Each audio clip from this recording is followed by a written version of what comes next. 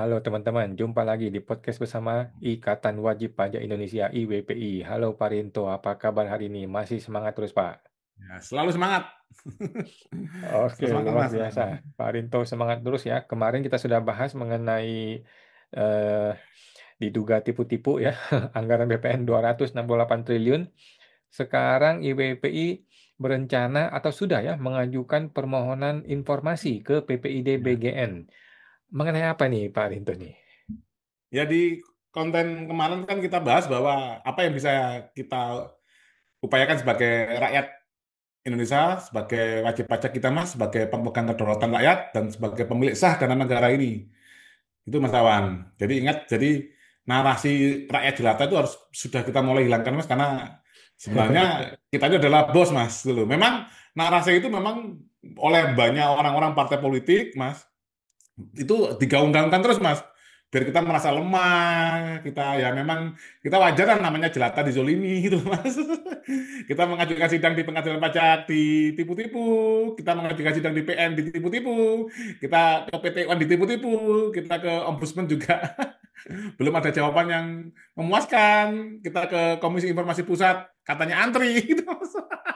Wah, ini kayaknya memang mungkin tahun depan ini seruan boykot bayar pajak ini sangat Mas, sangat layak sepertinya Mas, karena mereka nggak bekerja sebagaimana mestinya Mas untuk melayani kita pembayar pajak gitu loh Mas. Mereka tuh meremehkan kita loh Mas, meremehkan kita sebagai pembayar pajak. Mereka merasa mereka itu bosnya. Nah, mungkin nanti kita kirim PPID aja Mas, mungkin dari Mas Awan nanti kita kerahkan seluruh anggota kita Mas ya, IWPI Mas ya. Kita tanyakan sih Mas, ini kita wajib pajak, ini selaku rakyat ini pemilik kedaulatan apa kita itu anak buah gitu loh Mas. Kalau kita anak buah Mas, wah enak Mas, kita mulai besoknya udah nggak bayar pajak Mas, kita tinggal terima gaji aja Mas. Kayak Hmm, kayak ini loh Mas, ASN di Konoha itu kan nggak ngapa-ngapain dapat gaji Mas. Kerja betul. ke sana kemari nggak jelas yang dikerjakan, kadang main main Hmm. biliar, main pingpong di Hmm, jam kerja, dapat gaji loh Mas. hmm, Nah, nanti kita perlu pertanyakan seperti itu, Mas. Lah, ini dalam rangka pengawasan Badan Gizi Nasional ini IWPI sudah langsung turun tangan, Mas Awan. Nah, hmm. kita meminta informasi, Mas. Ini saya tampilkan. Bentar, Mas, saya share dulu. Hmm. Ini, Mas. Nah, ini, Mas ya. Ini saya, Guntur Setiawan, mewakili IWPI. Nah, ini, Mas ya. Rincian yang kita minta, Mas ya, berdasarkan Undang-Undang Nomor 14 Tahun 2008 tentang Keterbukaan Informasi Publik, Hmm. saya bermaksud mengajukan permohonan untuk memperoleh informasi publik dari Badan Gizi Nasional terkait pelaksanaan program makan bergizi gratis tahun anggaran 2026 atau 2025. Ini keliru Mas. Hmm. Ya, ini kita minta adalah jumlah total satuan pelaksana program gizi Mas, SPPG. Ini dapur MBG lah Hmm. Mas. Di seluruh Indonesia Mas. Kebetulan saat kita meminta data ini Mas, itu websitenya BGN terkait data ini. Itu sebenarnya ada Hmm. Mas. Hmm. Cuman down Mas. Hmm. Lagi maintenance Mas Awan. Yang Hmm. kedua, alamat lengkap masing-masing SPBG Mas. Hmm. Beserta wilayah kerja operasionalnya.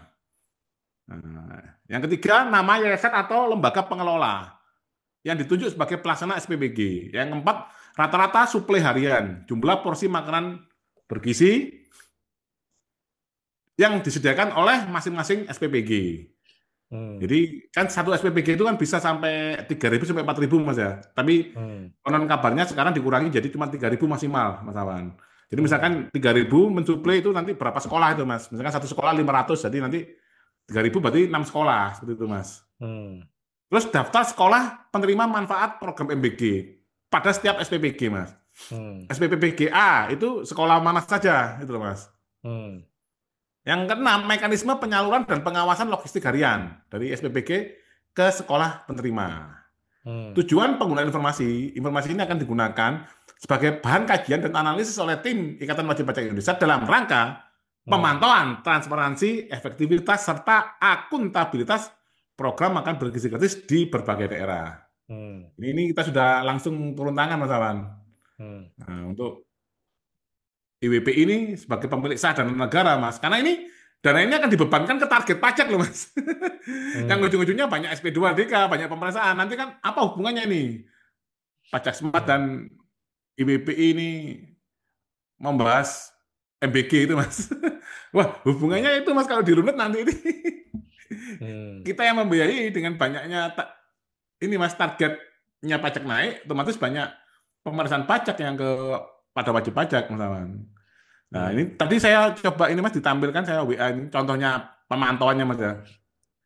Oh, pemantauan. Coba kita Nah, jadi lihat. pemantauan ini karena gini Mas, di beberapa daerah saya temukan Mas, itu banyak daerah itu yang kepala sekolahnya atau wali muridnya tidak mau menerima MBG ini Mas Awan. Oke. Nah, apa yang terjadi Mas? Misalkan ini Mas Awan pemilik dapur SPPG-nya Mas ya, saya kepala sekolah. Saya ini mencuri uang rakyat gampang Mas. Mas Awan Hmm. nggak usah kirim ke saya, murid saya 1.000, saya tanda tangan saja tiap hari. Hmm. 1.000 kali 15.000 berapa Mas? 15 juta. 15 juta, satu hari Mas. Hmm. Ya, kalikan 1 bulan 30 hari, berapa Mas? Wah, lumayan. Mas Awan nggak usah kirim ke saya Mas. Makanannya Ini nggak usah yang kirim. nggak usah dikirim Mas. Kan wali murid saya nggak mau menerima. Cuman ini kan Oke. antara kesepakatan kita berdua saja. Oke. Gitu Mas. Karena kan nanti kalau diperiksa gimana mau diperiksanya Mas? Kan sudah dimakan. Kan dianggap sudah dilakukan, sudah Iya, sudah sudah termakan. ya itu Mas. Makanya kita minta data-data itu nanti dari tim IWP akan membuatkan aplikasi nanti untuk biar bisa share foto Mas. Bener nggak dimakan? Terus yang kedua Mas, Hmm. ada juga pemaksaan dari Hmm. kepala sekolah ini dipaksa menerima Mas. Hmm. Akhirnya makanannya ini diterima tapi dibuang Mas. Nggak ada yang mau makan siswanya. Waduh. Hmm.